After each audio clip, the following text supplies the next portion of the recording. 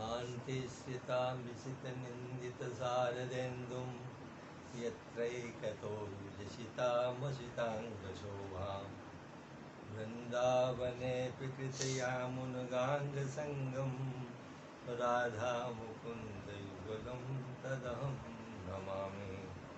वृन्दावनेऽपि कृतयामुनगाङ्गसङ्गं राधामुकुन्दयुगलं तदहं नमामि।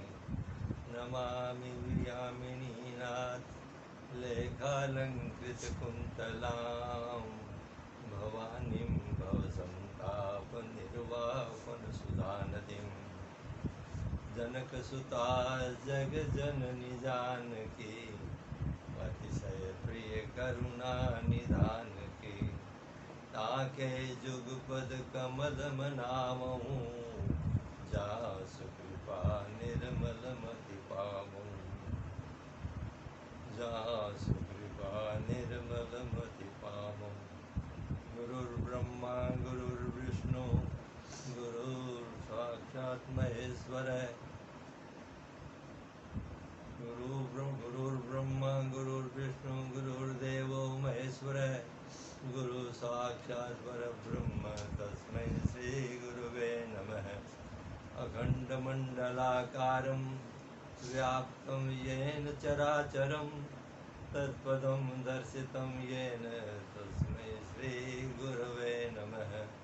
तस्मै श्री गुरुवे नमः। कल आषाढ़ शुक्ला पूर्णिमा है। भगवान व्यासदेव का जन्म जयंती दिन जो सारे देश में गुरु पूर्णिमा के रूप में मनाया जाता है। भगवान व्यास गुरुओं के भी गुरु हैं, गुरु नाम गुरु परम गुरु हैं।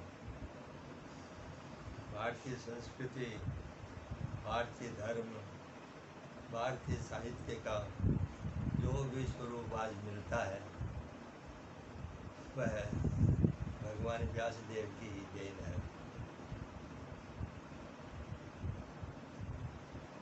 महर्षि पराशर मुनि और माता सत्यवती के नंदन है महर्षि व्यास, सत्यवती नंदन है व्यासदेव। द्वीप में जन्म लिया इसलिए द्वैपायन कहलाए। वर्ण के श्याम थे, कृष्ण थे इसलिए कृष्ण कहलाए। और वेदों का विस्तार किया। वेदान विव्यास है तस्मात् व्यास इति स्मृत। वेद संहिताओं का वर्तमान स्वरूप भगवान वेदव्यास की ही देन है। वेद मंत्रों को सुव्यवस्थित कर संहिता का रूप भगवान व्यास ने दिया। ऋग्वेद संहिता, यजुर्वेद संहिता, सामवेद संहिता और अथर्ववेद संहिता, ये वेद के जो चार स्वरूप अभी जो हमारे काल में वर्तमान है तो महर्षि व्यास ने ही उस स्वरूप को प्रदान किया है।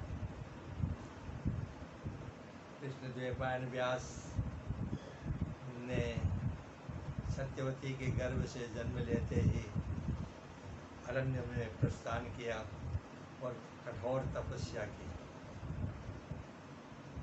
वहाँ से आने के बाद में उन्होंने भागवत लिखी, उन्होंने महाभारत लिखी। महाभारत के लिए कहा जाता है कि उन्होंने लेखक का काम भगवान गणेश से लिया। भगवान गणेश से उन्होंने निवेदन किया कि आप अगर लिखने का काम करें तो मैं महाभारत लिखना चाहता हूँ। गणेश जी ने स्वीकार किया पर कहा कि मैं रुकूंगा नहीं, तब मैं लिखना शुरू करूंगा तो लिखता ही लिखता रहूंगा। व्यासदेव ने निवेदन किया कि हाँ ऐसा ही कीजिए, पर बिना समझे मत लिखिए। इसलिए महाभारत में व्यासदेव ने बीच बीच में कूट श्लोक लिख दिए, जिनका अर्थ समझने में भगवान गणेश को भी थोड़ा समय लगता और तब तक वेद व्यास और श्लोक रचना कर लेते। विपुल काय ग्रंथ है महाभारत, जिसके लिए कहा जाता है कि धर्मे अर्थे च कामे च मोक्षे च भरतर्षभ यदि हर्षति तदन्यत्र ये हर्ष न तत्क्वचित। धर्म अर्थ काम और मोक्ष, ये जो पुरुषार्थ चतुष्टय कहलाते हैं, उनके संबंध में जो कुछ महाभारत में है वो अन्यत्र भी उपलब्ध हो सकता है, लेकिन जो महाभारत में नहीं है वो कहीं भी नहीं मिल सकता। अर्थात इन चारों विषयों में जो कुछ वेद व्यास जी ने लिख दिया वही संपूर्ण है। अतुलित बुद्धि के धाम है भगवान वेद व्यास। उन्होंने ही 18 पुराण लिखे, अर्थात लाखों श्लोक लिखे।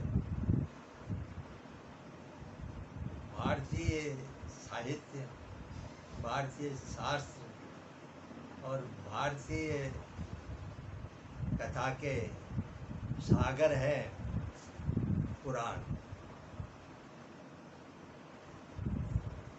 सर्ग विसर्ग,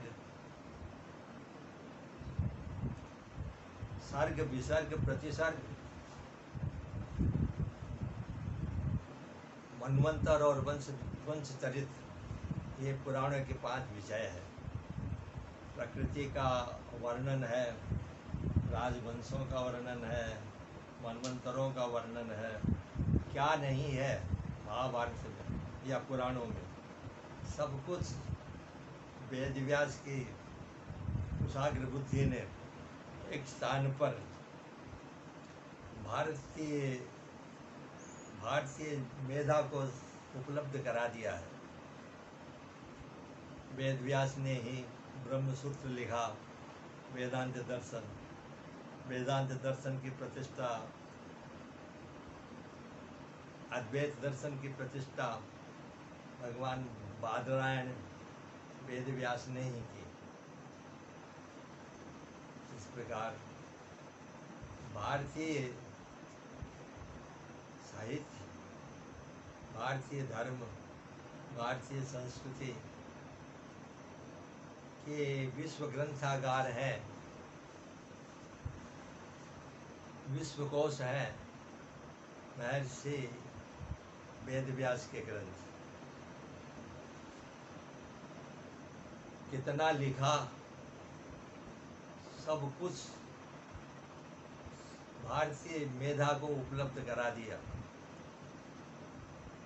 इसीलिए कहा है व्यासो सिस्टम जगत सर्वम, सारा जगत ज्ञान और संसार का सारा ज्ञान और विज्ञान व्यास की जूठन है।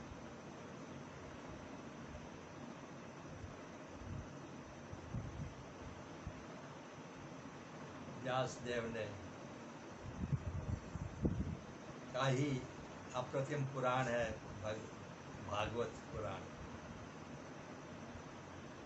18 पुराणों में उन्होंने भारत का समग्र साहित्य, भारत का समस्त धर्मशास्त्र, भारत के समस्त राजनीति, धर्मनीति, शास्त्र नीति, सब कुछ, सबका सार निचोड़ कर रख दिया है।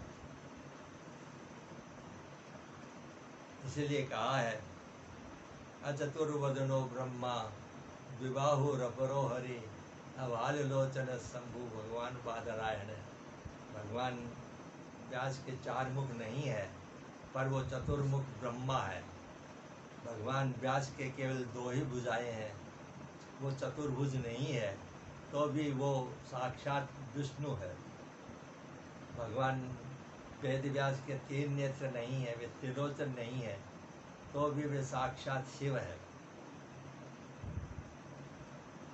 चतुर्वदनो ब्रह्मा विभागो रपरो हरि अभाल लोचन शंभु भगवान बादरायण, उनको बारंबार नमस्कार है।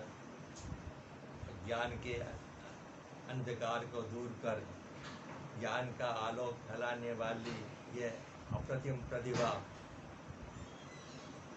हमारे संपूर्ण वाङ्मय का प्राण है। उन्हें बारंबार नमस्कार।